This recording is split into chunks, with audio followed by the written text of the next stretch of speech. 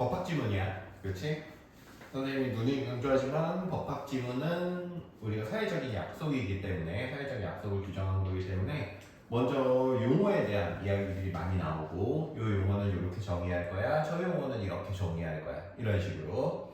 그래서 용어 정의가 나온 다음에는 조금 어려우면 학설이 나오고 그 다음에 판례까지 나오고 그 다음에 이제 두 번째로 이 법률이 있으면 이것을 어떤 상황에 어떻게 적용할 것인가, 적용할 수 있는 요건은 무엇인가, 이런 것들이 중심으로 나오지. 그렇기 때문에 그것 중심으로 가야 돼. 항상. 알겠지? 천천히 한번 해보자. 천천히 그리고 상세하게 한번 해볼 건데, 근로자는 사용자와 이해관계 충돌이 하기도 하지만 기업 이익의 증진이라고는 공동 목표를 위해 경영에 협력적으로 참여하기도 한다. 이러한 관계를 드러내는 제도로 단체 교섭과 노사 협의회가 있어. 자, 근로자는 일하는 사람이고 사용자는 사장님, 사장을 사용자라고 해. 단체 교섭은 노동자와 사용자 간의 근로 조건이나 유지 개선 등 이해관계가 충돌하는 사안이야. 그래서 단체 교섭이라는 것은 요런 교섭이야. 이해관계가 왜 충돌해? 근로자는 월급 올려달라고 하고 휴가 많이 달라고 하고 사용자는 안 된다고 하고 이렇게 이해관계가 충돌하는 거야. 노사협의회는 경영관계에 관한 협의하거나 의결하기 위해 근로자를 대표하는 위원들과 사용자를 대표하는 위원들의 동수로 구성한 기구야. 그래서 얘는 뭐에 더 가깝게 해서 공동 목표를 위해 조금 더 회사를 어떻게 경영할 것인지, 그래 회사가 어떤 방향으로 나아갈 것인지 이런 걸 협의하는 것이. 알겠지? 근로자 참여법에 따르면 상시 근로자가 30명 이상인 기업은 의무적으로 노사협의회를 설치해야 돼. 사용자는 정기회의에서 전반적인 경영 계획 등의 보고 사항을 근로자에게 설명해야 하고 근로자의 안전 확보나 고충 처리 등의 협의 사항에 대해서 협의해야 돼. 자, 노사협의회를 설치해야 되는 기본 조건이 30명 이상. 노사협의회에서 해야 되는 것 첫 번째, 보고사항을 설명해야 되고 또 협의사항에 대해서 협의하는 것, 이 두 가지야. 보고사항, 설명, 협의사항, 협의. 괜찮니? 어렵지 않지? 자, 근로자 교육 훈련 계획이나 복지시설 등의 의결사항에 대해서는 근로자위원 및 사용자위원 과반수 출석으로 개최하는 회의의 출석자 3분의 2 찬성으로 의결할 수 있어. 예를 들어서 근로자 15명, 사용자 15명이라고 해보자. 알겠지? 그럼 협의회는 총 몇 명으로 구성되어 있어? 30명이야. 그럼 여기서 과반수는 몇 명이 되겠어? 열 몇 명이야? 과반수. 왜 산수 못하니? 반수가 몇이야? 승진아 30명인데 반수가 몇 명이야? 15명. 천재적이다. 15명의 과자는 뭐야? 과가 넘을 과자야. 알겠지? 그러면 15명 넘으면 몇 명이야? 16명 이상이 되는 거야. 과반수는. 알겠지? 그래서 과반수는 항상 15이 아니라 뭐다? 16명부터야. 그러면 회의에 총 30명이 출석할 필요는 없어. 몇 명만 출석하면 돼? 16명만 출석하면 돼. 그 중에 찬성을 하려고 그러면 3분의 2니까 여기가 3으로 나누면 5명. 맞아? 그 5점 몇 명 정도 되겠네. 그러면 5점 몇 명에 3분의 2니까 2를 곱하면 10점 몇 명 정도 될 거야. 3분의 2 정도면. 맞니? 한 이 정도 될 것 같아. 대충. 그럼 최소한 몇 명은 찬성해야 된다는 거야? 11명은 찬성을 해야 돼. 괜찮지? 그래서 출석자의 3분의 2다. 이렇게 하면 이렇게 되는 거야. 알겠지? 그래서 너희들 나중에 이제 뉴스 같은 거 볼 때 이런 거 되게 많이 보거든? 조만간 이런 말을 함부로 하면 안 되지만 국회에 가장 대표적인 그 빡빡한 법안 중에 하나가 그 개헌이라든지 헌법을 이제 개헌하기 위해서는 뭐 국회의원 수의 뭐 4분의 3 이상이 출석해야 된다든지 뭐 이런 식으로 규정이 되어 있거든. 혹은 뭐 탄핵이라든지, 그렇지? 그런 게 좀 빡빡하게 되어 있어. 그러면 이제 그런 거 나올 때마다 뉴스에서 계속 이런 얘기를 해줄 거야. 뭐 과반 이상 출석에 3분의 2 이상 찬성. 그럼 이런 식으로 이루어지는 거야. 알겠지? 과반을 먼저 때리고 그 다음에 과반에서 18명이 출석했으면 찬성자는 몇 명이어야 돼? 찬성자는 18명이면 3으로 나눠서 3으로 나누면 6명이니까 12명 이상이면 이제 통과야. 찬성. 괜찮니? 그래서 과반수를 넘는다는 건 의결에 필요한 최소한의 조건이고, 그 다음에 찬성까지 가려면 그 중에서도 얼마가 이상이 찬성을 하고 뭐 반대를 하고 이렇게 돼야 된다는 거. 알겠지? 자, 3분의 2 이상으로 찬성으로 의결할 수 있어. 의결의 효력은 모든 근로자에게 발생하고 사용자가 이를 따르지 않으면 벌금이 부과돼. 처벌이 크네. 벌금이네. 다만 의결이 되지 않을 경우 사용자를 강제할 방법이 없어. 의결이 되지 않아. 의결이 되지 않는다는 건 출석을 다 안 했다든지 혹은 찬성이 저 인원에 못 미쳤다든지. 그럼 과반수니까 우리가 불리할 것 같아. 그럼 사용자들이 15명, 이렇게 15명 반반 들어가야 된다고 그랬잖아. 그럼 사용자가 다 안 나가버리면 애초에 뭐가 안 돼? 회의 성립이 안 돼. 그럼 의결이 안 되지. 그 법으로 강제할 수가 없어. 이런 게 꼼수야. 뭐 해야 돼? 법을 잘 알아야 돼. 알겠지? 규정과 규칙을 잘 알아야 돼. 사용자를 강제할 방법은 없어. 선생님이 벌금 이거 왜 저희가 크다고 했냐면, 너희들 과태료는 벌금이 아니야. 알고 있지? 과태료는 벌금이 아니야. 벌금은 형법상에 주어지는 처벌이기 때문에 이거는 전과가 생겨. 벌금은.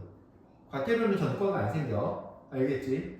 벌금 먹는 순간 뭐 되는 거야? 전과자 되는 거야. 그래서 벌금 정도만 받아도 좀 큰, 우리나라는 전반적으로 그렇게 처벌이 아주 강한 편은 아니기 때문에, 얘가 벌금 맞았다라고 하면, 이게 되게 큰 사건이 하나 있었나? 이렇게 생각해 주네. 알겠지? 물론 이런 걸로 벌금을 맞았을 수도 있지만, 대부분은 과태료에서 많이 끝나. 감옥 가는 거는 진짜, 당장 손절해야 돼. 알겠지? 어떤 식으로. 감옥을 가다. 나 잘못 없어. 막 이러는데 감옥을 가서, 당장 손절해야 돼. 한편 노동조합의 설립이 기업의 의무는 아니래. 근로자가 단결하여 조직한 노동조합에는 단체 교섭권이 보장돼. 특히 임금이나 근로시간 휴일 등에 대한 기본적인 근로조건에 관한 것은 의무 교섭 대상으로서 사용자는 노동조합의 교섭 제의에 응해야 하며 합의가 되어 단체 협약이 체결되면 이를 따라야 한다라고 되어 있어. 법에서 이거 되게 중요하게 배우거든. 한다와 할 수 있다는 다른 거 알겠지? 한다라고 규정이 되어 있으면 뭐야? 의무사항이야. 알겠지? 의무사항. 여기 써있어. 의무교섭 대상이라고 써있어. 응해야만 해. 그러니까 교섭해 하자라고 하면 무조건 나가야 돼. 사용자를. 알겠지? 단체 협약의 효력은 노동조합의 조합원에게만 미치는 것이 원칙이지만 노동조합이 전체 근로자의 과반수로 구성된 경우에는 미가입 근로자에게도 효력이 미쳐.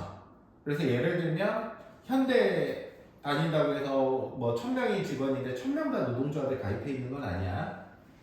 그러면 300명만 가입해 있으면 협약을 했으면 그 300명한테만 그 협약의 효력이 미친다.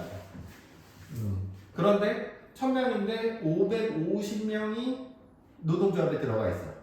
그러면 협약을 하면 전체 인원한테 다 효력이 미쳐. 교섭이 결렬되더라도 노동조합에는 단체 행동권이 보장되므로 파업 등의 쟁의 행위를 통해 요구를 관철하는 것도 가능해. 그러니까 파업도 합법적인 파업이 있어. 나 일 안 해 하고 들어놓을 수 있다.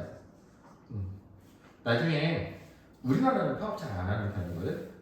사회적인 인식이 별로 안 좋잖아. 파업한다 그러면 쟤네들도 월급 올려달라고 한다, 막 규정 노조다, 막 이런 얘기들 많잖아. 근데 나중에 너희도 유럽 여행 가면 기차 타기 전에 꼭 파업 소식을 봐야 돼. 기차도 파업 진짜 자주 하고 지하철 파업 자주 하고. 근데 시민들이 그렇게까지 막 그래서 걔네들은 뭐 기차 넣고 뭐 이런 거 일도 아니야. 오늘 파리를 가야 되는데 기차가 안 다닌대. 근데 진짜로 당황스럽다니까. 근데 우리가 프랑스 뉴스를 보면서 알아들을 수가 없잖아. 얘네들이 파업을 했는지 안 했는지. 그러니까 인터넷에서 그 정보 올려주는 사이트 같은 게 있거든. 그래서 보면서 잘 다녀야 돼. 어쨌든 단체 교섭 시의 대립적 상황이나 엄격한 절차를 피하기 위해서 단체 교섭으로 다뤄야 할 사항을 노사협의회에서 의결하는 경우가 종종 있어. 단체 교섭은 누가 하는 거였어? 얘네는 노동조합이 하는 거였지. 단체 교섭, 노동조합은 있어도 되고 없어도 돼. 근데 노사협의회는 30명 이상의 근로자가 다니는 곳은 반드시 있어야 되는. 그렇게 설명되어 있었잖아. 의결하는 경우가 있어. 그러한 의결의 효력을 인정하면 단체 협약으로 정한 근로조건이 근로자에게 불리하게 변경되는 등 단체 교섭이 유명무실하게 있으므로 효력이 인정되지 않아. 그래서 노사협의회에서 하려고 하는 이유가 뭐야? 누구한테 유리해? 이거는 사용자한테 유리하다고. 왜냐면 사용자가 몇 명이나 들어가 있어? 15명이나 들어가 있잖아. 30명 중에. 근데 단체 교섭은 노동조합이 이미 만들어진 상태이기 때문에 노동자들의 힘이 세다고. 그러니까 뭐를 피하고 싶어, 사용자는? 이런 대립적 상황, 엄격한 절차를 피하기 위해서. 그래서 노사협의회에서 하는 이유가 여기에 있지. 그러면 노동자가 불리해질 수 있다고. 그러니까 그 효력은 기본적으로는 인정하지 않아. 거기서 협의한 거는. 양측이 단체 협약을 체결할 의사를 가진 채 문서를 작성하고 양측의 대표자가 각각 노동조합과 사용자를 대표하여 서명 날인하는 등 단체 협약의 요건을 갖추어서 뭐 했을 때? 노사협의회에서 의결했을 때. 이해되니? 노사협의회에서 했는데 이거는 단체 교섭이라 요건과 절차가 비슷해. 거의 같아. 그러면 오케이 해준다는 거야. 어차피 단체 교섭을 해서도 이랬을 거니까. 여기까지 어렵지 않지? 노사협의 의견으로서 효력이 아니라 단체 협약으로서 효력이 인정돼. 알겠지? 노동조합이 전통적 역할을 넘어 사용자의 경영권에 깊숙이 관여하는 경우도 있어. 예컨대 조직의 통폐합, 정리해고처럼 사용자의 권한에 속하는 사항을 단체 교섭의 대상으로 삼는 것이다. 이를 긍정적으로 여기 학설 나오네. 마지막에 학설이 하나 나오네. 적극적 입장. 경영권에 관한 것이라도 중대한 영향을 미칠 수 있는 사항일 경우에는 근로조건에 있어서 요렇게 판단하는 게 바로 적극적 입장이야. 그러면 반면에 그러면 안 된다는 사람이 나오겠지 당연히. 경영권은 헌법에 보장된 재산권의 실현을 위한 사용자의 권리이므로 소극적 입장은 뭐야? 임의 교섭 대상에 불과하다고 보는.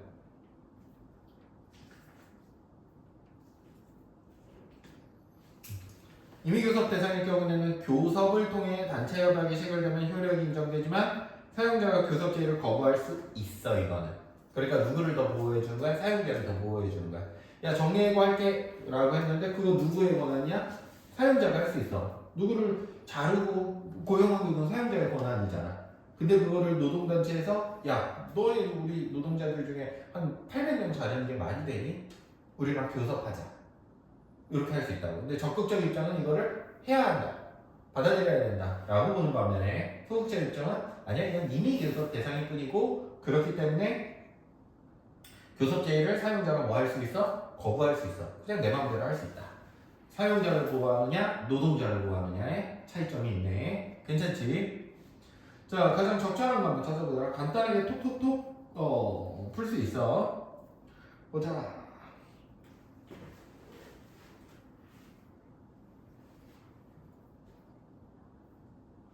답은 5번이지.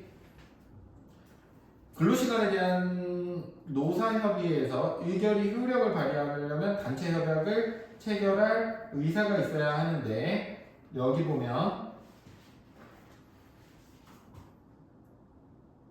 뭐라고 되어 있어? 의무교섭 대상이야. 이건 뭐 해야 돼? 노동조합에서 해야 돼. 알겠지? 그러니까 어디서 하면 안 돼? 노사협의회에서 하면 안 돼. 괜찮니? 이거 몇 다시 몇 번? 4-5번. 그런데 양측이 단체 협약에 체결할 의사를 가진 채 문서를 작성하고 요런 요건을 갖추면 그래도 된다 안 된다? 된다라는 거야. 노사협의에서 해도 된다라는 거야. 이해되니? 단체 교섭을 해야 되는데 노사협의에서 해도 되는 경우는 요런 경우야. 인정되는 경우는 요거 4-5번의 근거가 되겠네. 그러니까 참여자들에게 단체 협약을 체결한 의사를 가진 채. 괜찮니? 알겠지? 이해됐지? 요거 어려운 선지 4번에서. 괜찮아? 넘어갈게. 5번. 적절하지 않은 거 한번 찾아보자. 생각보다 쉽지? 막상 해보니까. 기억, 의결사항, 니은, 의무교섭 대상, 디귿, 임의교섭 대상, 공통점과 차이점을 좀 잘 알아두면 좋을 것 같아. 자, 의결사항, 이라는 건 근로자 교육훈련 계획, 복지, 시설 설치 같은 거야. 그래서 과반이 출석해야 되고 3분의 2 이상이 찬성해야 된다고 그랬어. 그치? 그 다음에 의무교섭 대상. 너희는 저기 보면서, 지문 보면서 보면 의무교섭 대상이라는 건 근로시간, 휴일 같은 거 직접적으로 나한테 딱 들어오는 거, 임금 이런 거. 알겠지? 이건 누가 해야 돼? 노동조합에서 단체 교섭해야 돼. 임의교섭 대상이라는 건 협약이 체결되면 효력이 인정되지만 근데 사용자가 거부할 수도 있는 거. 노동자가 야 이거 가지고 우리 얘기 좀 하자 라고 해도 사용자가 거부할 수 있는 거. 임의교섭 대상. 어쨌든 의무교섭이랑 임의교섭 대상은 누가 하는 거야? 노동조합이 하는 거야. 괜찮니?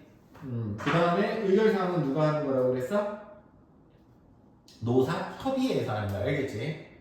노동조합이랑 노사협의회. 자, 5번 적절하지 않은 거. 뭐야? 2번이잖아. 그치? 뭘로 바꿔야 돼, 이거? 요거 바꾸면 단체 교섭 시 대립적인 상황을 피하기 위해서는 여기 써있지. 단체 교섭으로 다뤄야 할 사항을 노사협의회에서 의결하는 경우가 종종 있다라고 되어 있어. 5-2번에 있는 거야. 그러면 의무교섭 대상을 뭘로? 의결사항인 것처럼 협의되는 경우도 있다고. 니은이 기억처럼 협의되는 경우도 있는 거네. 이렇게 하면 맞는 선지로 바꿀 수 있겠지. 맞는 선지로 바꾸는 연습도 자꾸 해봐. 알겠지? 적절하지 않은 것 한번 찾아보자.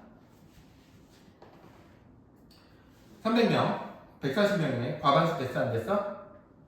과반수 안 됐어. 우리 포인트만 잡아서 하자고. 많이 주절주절 이상한 소리 써는 건 다 넘어가고, 알겠지?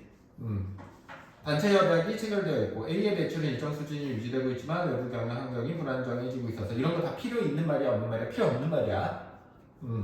사용자 위원들과 근로자 위원들을 경영에 관한 사항을 의결하기 위해. 그래서 중요한 포인트는 요런 거지. 노사협의회를 개최해서 의결을 위해 제안된 안건은 복지시설의 확충, 부서 통폐합 추진, 임금 인상률 조정에 대한 것이었다. 자, 복지시설 얼른 찾아보자. 복지시설은 어디에 나와야 돼? 의결사항이야. 그치? 그래서 복지시설은 기억이라고 써놓을까? 왜냐면 의결사항에 기억이라고 써있으니까. 괜찮니? 빨리빨리 해보자. 그 다음에 부서의 통폐합 추진. 부서의 통폐합 추진. 부서 아까 디귿 정도에 있었던 것 같은데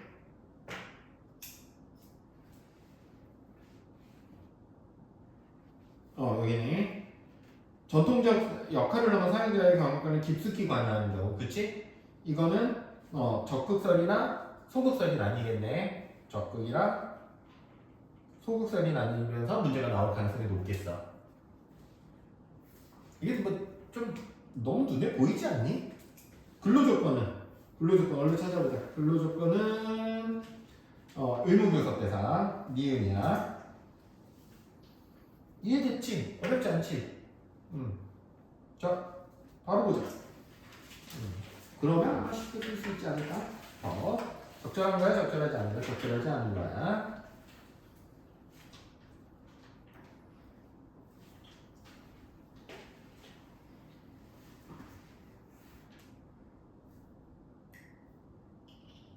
답은 3번이네. 자, 여기 줄 쳐줄게. 단체 교섭을 했어. 그거 누가 하는 거야? 노동조합에서 하는 거지. 그래서 여기 보면 이거를 근데 어디서 해버렸어? 방금 봤지만 어디서 했냐면 노사협의회에서 했다고 그래서 노사협의회에서 하려고 그러면 이런 요건이 갖춰줘야 돼. 요건이 갖춰준 것까지는 괜찮아. 근데 여기서 포인트는 뭐냐면 포인트 여기 있네. 노동조합이 전체 근로자의 과반수로 구성된 경우에만 미가의 근로자에게도 효력이 미쳐. 기본적으로는 누구에게만? 조합원에게만 미치는 게 기본적인 원리야. 그래서 이거 6-3번의 근거가 될 거야. 그럼 이걸 뭘로 바꿔야 돼? 모든이 아니라 누구한테? 노동조합 가입자에게. 이렇게 바꾸면 돼, 사실. 이해됐지? 자, 여기서 어려운 선지. 여기 4명 다 틀렸으니까 적극적으로 물어봐봐. 어려운 선지. 이거 이해 안 된다. 유진이 없어? 저 이거 찍어야지. 아. 괜찮아? 정현이는 괜찮아? 생각보다 쉽지? 그치?